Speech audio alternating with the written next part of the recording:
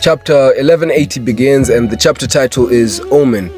Omen is read as Omen, but the kanji which is used for Omen here, it parallels the kanji that is used for HAKI. It can also be read as Maki, which means demonic aura. Moving right into the chapter, we start with the double spread of IMU and the entire village buildings singing this demonic song, and the narrator states the king of the world has come to Elbath, and this shit's tough as hell, not gonna lie. IMU, who's standing right on top of this building, perception blitzes everyone who's looking at him, appearing right in the middle of them, and asks, who is the king of this country? Dory and Brogy are really confused, like, what the heck, who are you? And then they're like, this country doesn't have any king, which is something IMU, I guess he already knows. But he ignores them and he looks at Summers, who's like, great one. To be honest, I really thought when IMU arrives here, he's just gonna start by killing Summers for the bullshit he was pulling. But apparently, he does something a bit different. In a split second, Gerd, who is holding Summers, loses her fingers. Like, from this panel right here, we see that she doesn't actually understand what is going on. And IMU's already talking to Summers like, Summers, what are you doing? How are you letting yourself like be caught like this? She looks down, really confused at what is going on. That's when she finally realizes her fingers are gone. Then people are like, what? Gerd, what? And then she finally gets her reaction to getting blitzed. If this isn't a blitz, like, this is the hard definition of a blitz. When people say blitzing, this is what they're trying to say. Her fingers are gone, no one could do anything about it, and they're calling IMU a maggot. Kinda racist, not gonna lie. Then Chopper's like, that's awful, what is he? Like, they are shook, they really don't understand what's going on here. But do you know who is not shook? The citizen of hell, Noah ZORO, posts up right in front of IMU. Summers gets back his heart, and ZORO is asking, are you another one of those knights? And to be honest, it's a fair assumption. This guy just pulled up. You really don't know what's going on, so it's just like, whoa, this is another one of those knights. Gotta get him down. Hyruden goes in first. Whoever he is, he's an enemy. Tries to go and sneak this guy from behind.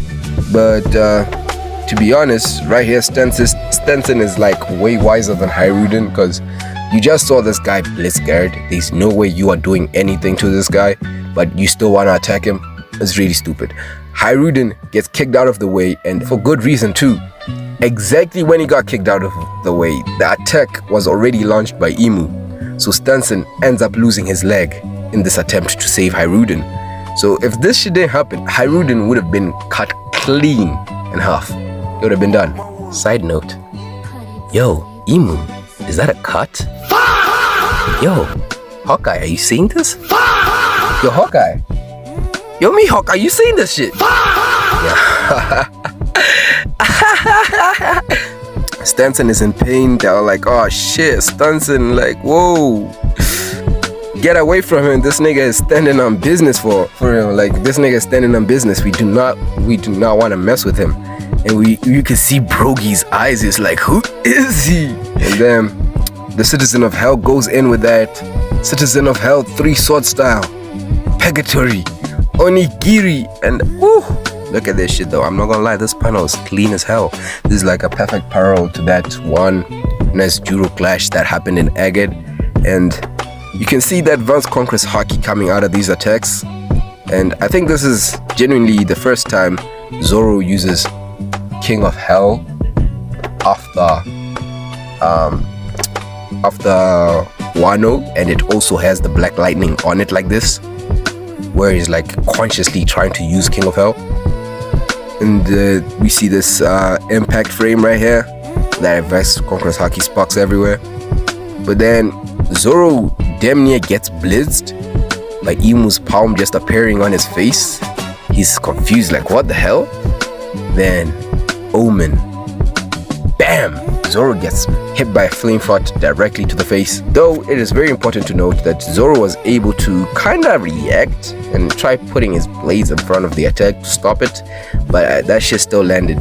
But Hyruden, not wasting any time, comes in charging from behind IMU, and gets the same treatment, but this time IMU literally charges it up with like 2 hands, and it has a demonic smile on it. Yeah, I'm not gonna lie, Haruden, you're cooked, bud. Bam! I saw this shit coming up. This guy gets eviscerated, bro. Like, look at this explosion. This guy's a giant, and he's completely engulfed by this explosion with advanced Conquerors Haki, bro.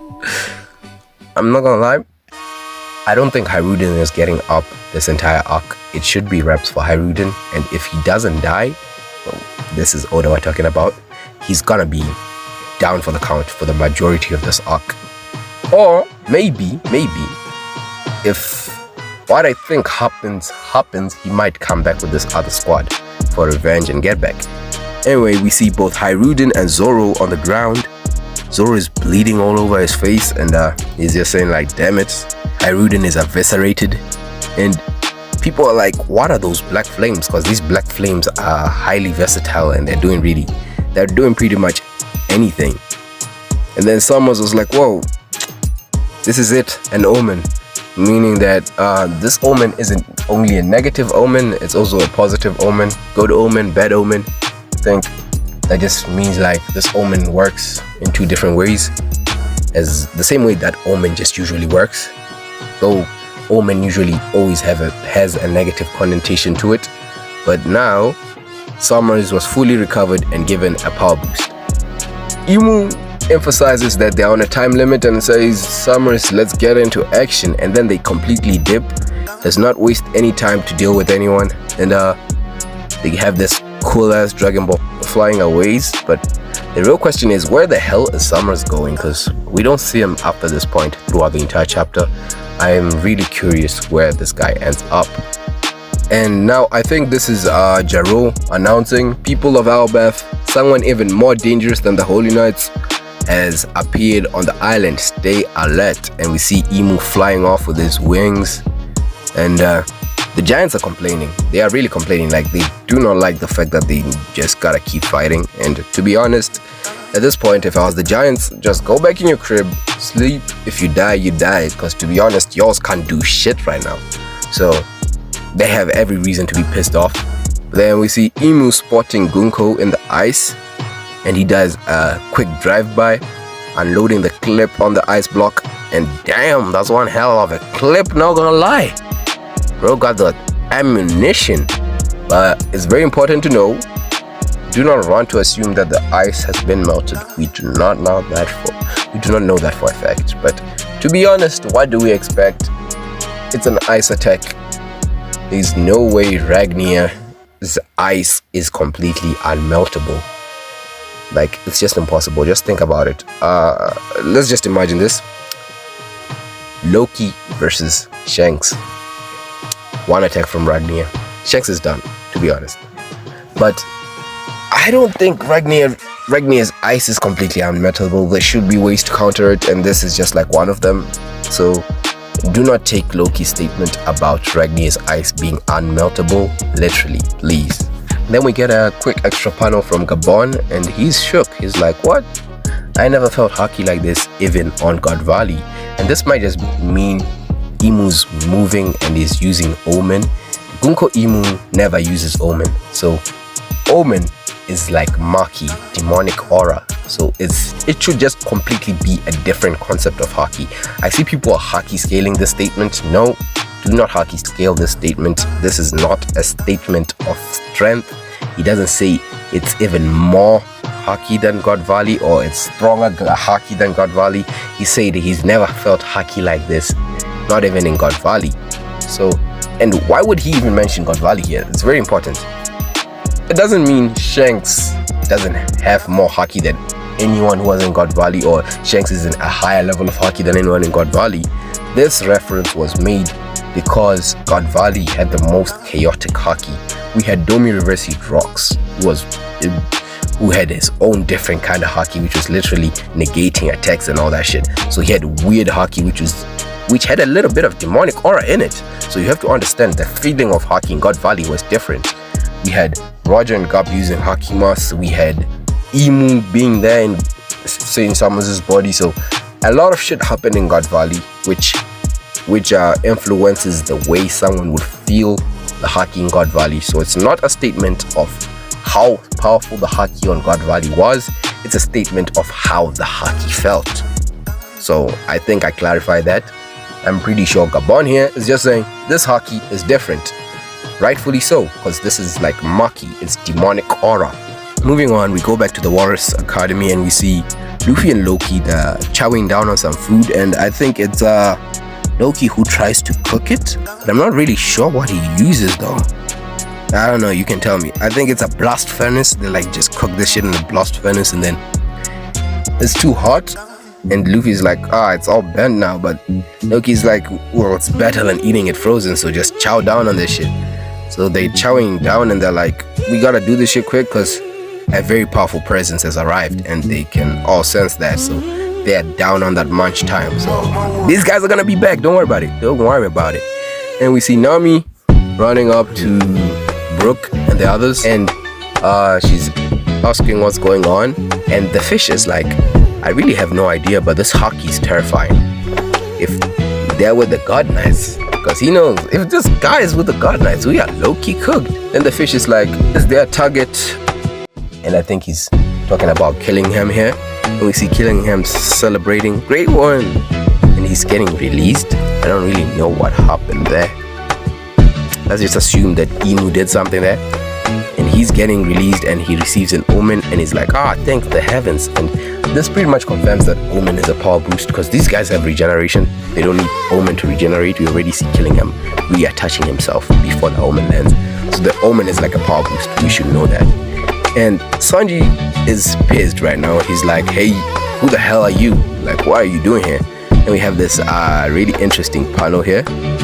Sanji is standing like face to face with this guy who is legit surrounded with advanced Conqueror's Haki and omen all over him. So the fish is like, yo, Sanji, that guy is a dangerous person. And because Sanji is not a bitch like him, he couldn't care less. He goes in. He said, who said you could free him? You could be the king of the world, but if I don't give you my permission, you cannot slide, you know what I'm saying? So Sanji goes in with that, what I'm gonna assume is Enfrey Jambe, because for a moment here, his eyebrow switches. Then they go, bam!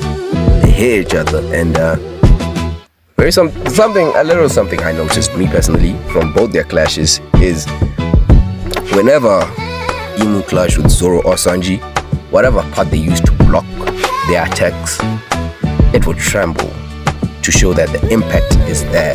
That it's not like they're doing absolutely nothing. A nice parallel to this would be like the Vista and Mihawk clashes.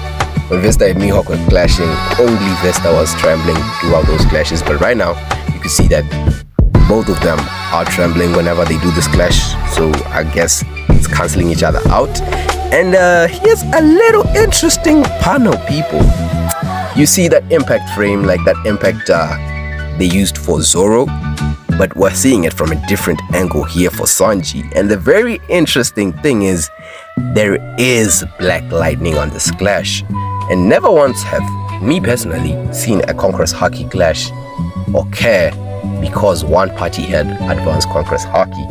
And this is not really a sky split, so, and not every Conqueror's Haki clash is gonna be a sky split. Like, we do have this impact thing. This has never happened for a clash that does not have Conqueror's Haki in it. So for all the people who are doubting Sanji having Conqueror's Haki, I think we should just put that shit to rest. Sanji has it, and he's literally using it throughout this arc, rightfully so.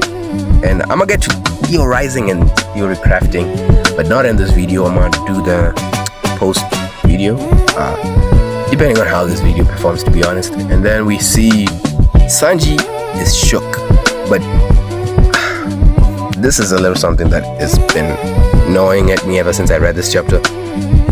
Why did Sanji's eyebrows go back to base? Because if you notice, Sanji is an eyebrow switch when he lunges at Imu, and then he's now back in base when Imu reacts to his attack and pretty much almost blitzes him.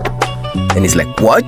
Because Sanji's shook. He has never seen someone like move this fast. Because Sanji, you have to understand how impressive this is for Imu. Sanji was in Agate Island, he had interactions with the Gorosei, he had interactions with Kizaru, and he was never really shocked by someone's speed to the point where his pupils get dilated and then get those dark circles. Like at this point, Sanji's literally shook, like what? He doesn't really understand, like, bro, how are you doing this shit? And then he's about to get hit by a full power Omen, which has Advanced Conqueror's HAKI on it as well. My boy Sanji, why did you go back to base, to be honest? Unless it's Oda who's literally just trying to get the wings of the Pirate King out of commission. Sanji went back to base to take this attack. I don't really see people mentioning this shit, because if Sanji's not in his peak exoskeleton state, he's not really eating this attack as well as you'd expect him to. Because if he was in his peak exoskeleton state, I know this is IMU, but this attack wasn't gonna keep him down for too long. But now, with him going back to base, it's very unlikely that we are seeing Sanji for a while now. So Sanji, I don't know why Oda made this decision, but hey, it is what it is. Our boy Sanji is going down. So Sanji reacts, tries to block, bam. Gets hit with legitimately the biggest explosion that IMU has used throughout this entire arc. Like, man, bro, they tried to take my boy out. Like, this shit is not fair. Like, Oda, what are you doing? Nah, I'm hitting up Oda's phone. Like, right now, like, we need to talk about this shit. Like, Zoro did not even have a single explosion. Like, this shit's not fair, man. It's not fair. Anyway, the fish is also shocked at this black flames, and we see a big ass massive foot landing right next to our Kaido-sized IMU, and is like, hey, what business do you have on Elbaf? Whew. Then IMU's like, 14 years ago, Harold was killed here. I've come to find the one responsible. He was my servant. Loki's pissed at the statement. He's like hell he was. Harold was my father, and more than that, he was the king of Elbaf. Loki just pretty much declares, I am the nigga you're looking for, my G. And then IMU is like, I see. Thou had not been here, many tribulations could have been avoided. And Loki's like, what are you talking about, bro? Where in the world would I be but Elbaf? Remember that next time, you dumbass. Like, this is literally a warning. It's like, bro, where would you expect to find I if not in Elbaf? And now that you're here, you're gonna remember that shit, because you spawned into my territory and you're about to get cooked. So Loki's mad confident. He's mad confident, I'm not gonna lie. But is he winning this shit? Oh, hell no. Anyway, guys, I'ma make a post review. But for now, this should be it. Like and subscribe, and catch you on the next one. I need this, my mom is kinda homeless. I live with my dad and I wanna help her out, so pretty please. I need this, my mom is kinda homeless. I live with my dad and I wanna help her out, so